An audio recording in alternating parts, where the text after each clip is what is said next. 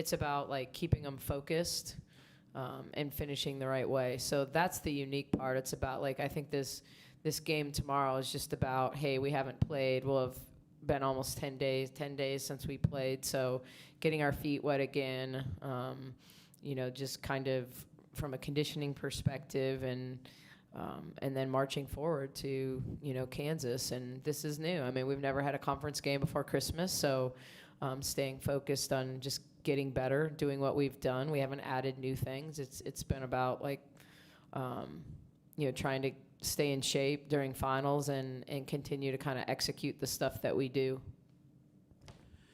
Bugs in that game against UNLV had a 20-20 game. Obviously it was big statistically, but what does it mean to you to see her grow and then also to see her have a game that kind of etches her name along some of the greats in program history?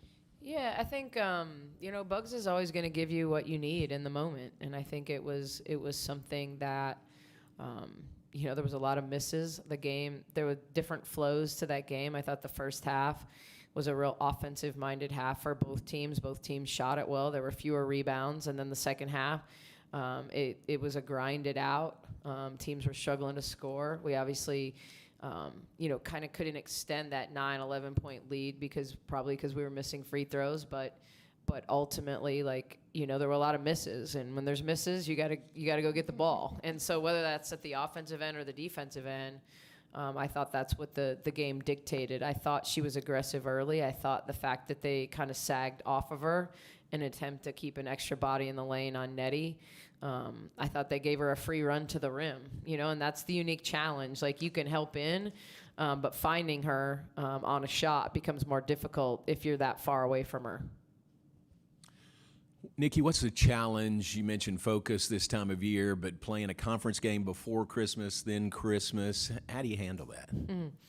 I think it's just one more game. It just happens to be a more important one when it comes to like what your goals are.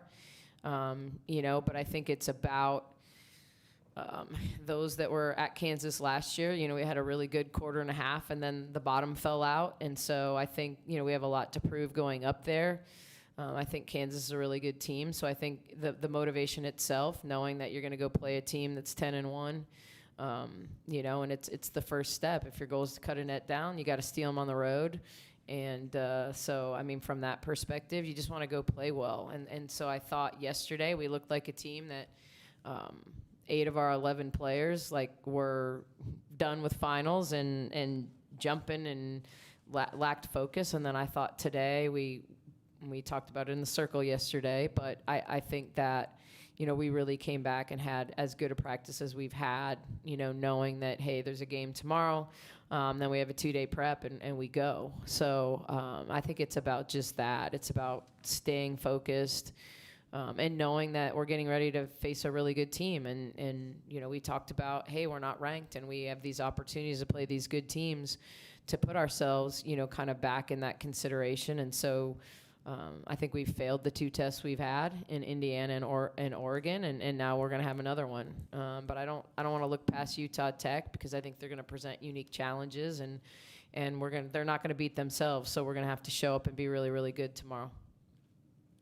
Nicki, Aaliyah, what's her status, and is there a chance she plays tomorrow? A chance, yeah. There's always a chance. What they say in Dumb and Dumber. So you're saying there's a chance. I think that we don't know. We could find out in 10 minutes or 2 hours or tomorrow. The whole matriculation process with the portal, the grades being posted, getting an official transcript, things like that. Her grades have posted. We're waiting on the official transcript and for all the paperwork to be done. So everything that she can do, she has done. Everything that we can do has been done. It's a matter of the rubber stamp saying that she's eligible. So it could be tomorrow, it could be Thursday, it could be Friday, but ultimately we're really hopeful that it's tomorrow. And then the 11 a.m. game, scream game, all that. Is there anything you have to do to kind of get your players prepared for that? Not just the noise, but 11 a.m. start too. Yeah, the good news is it's an 11 a.m. start for both teams. I think the difference is simply that, you don't have your normal pregame shoot-around routine.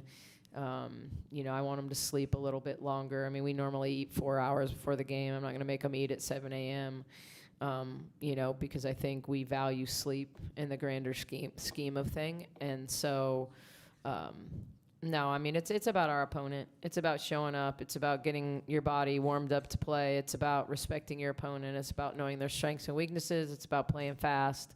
I think that the adrenaline from the kids' game is really helpful in those situations. You wouldn't want to play at 11 a.m. in front of an empty arena, but kids yelling will definitely help. Nicki, can Matheru practice before she's declared? Okay. All right. No. Okay, my other thought here is, as great as Bella is playing, she's still not shooting the 3 ball. Any concern about that, or I'm sure she's frustrated? I would say yes and no. I mean, I think shooters got to shoot, and it's amazing how you make a couple and a couple can turn into. I'll use an example. I think Staley Hurd was shooting 20-some% through like 7 games, and then she went 7 for 7 in a game and turned around and went like 8 for 10 the next game, and it was player of the week in the Big 12, and then she went 0 for 4 yesterday. I think that when you're a shooter, you have to if you take good shots. I don't want Bella to turn down good shots. And she just needs to see one go in, and 1 is always turned into 2, and 2 turns into 3. Do I want to see that happen for her? Absolutely. I think it's important. I think it's important for our spacing. But I think her value at the defensive end, her value on the boards, just because she's not making shots, people still guard her. It isn't at the point where they're daring her to shoot it, hoping that she misses it. So she still creates great spacing because there's a respect for her ability to shoot it. But yes, we definitely want to see it go in. And shooting is mental. It's physical. It's about your footwork. It's about your prep. But when you overthink it and you start changing your shot in the midst of things, it's never going to fix it. So, Coach Sadie and Kiana no longer with the program. Why? Can you shed any more light as to why?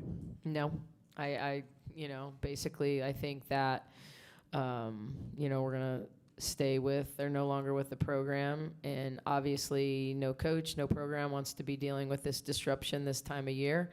But ultimately, we're doing, what we always do and just showing up and getting ready for the next game. Does that put more on your plate or other coaches' plate to kind of fill in their responsibilities? And is that frustrating or disappointing?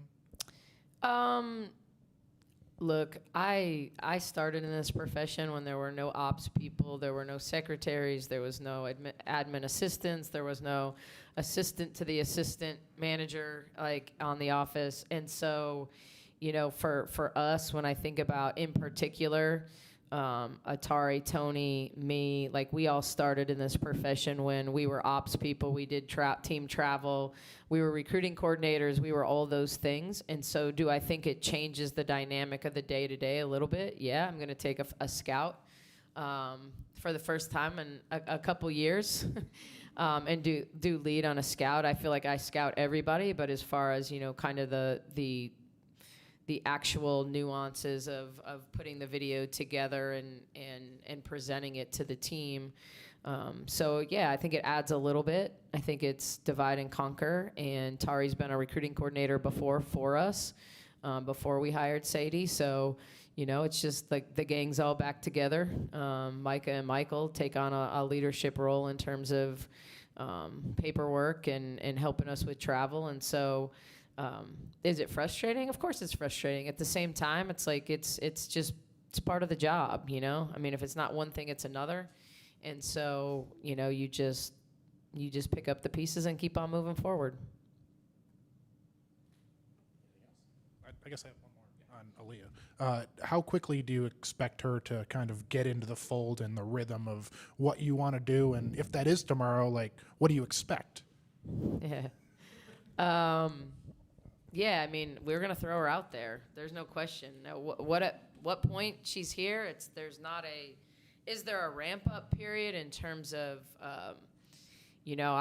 she's like, well, I've stayed in shape. I'm like, no, you haven't. When was the last time you, played? Played. There's a difference between, running on the treadmill and getting around a screen and the pace and the energy that you have to play with in an elite basketball game.